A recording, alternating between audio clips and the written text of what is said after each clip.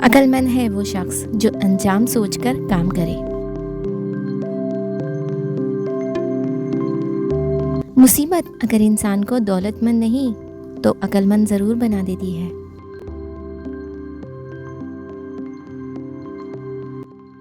अक्लमंद अपने ऐब खुद देखता है और बेवकूफ़ के ऐब दुनिया देखती है।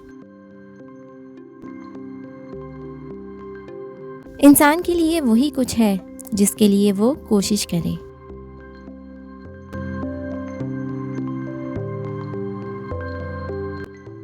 मेहनत इतनी खामोशी से करो कि तुम्हारी कामयाबी शोर मचा दे।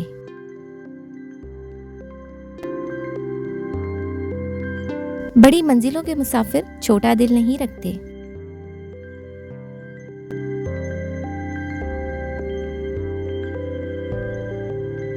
ज़रा नम हो तो ये मिट्टी बड़ी ज़रख़ेज़ है साकी।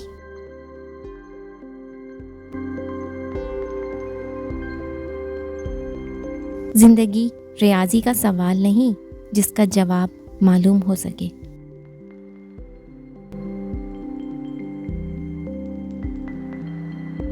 मुश्किल वक्त सभी पर आता है, कोई बिखर जाता है, कोई निखर जाता है।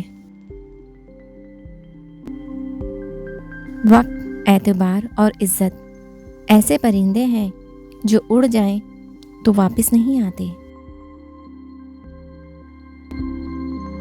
हर उस दोस्त पर भरोसा करो जो मुश्किल में तुम्हारे काम आया हो।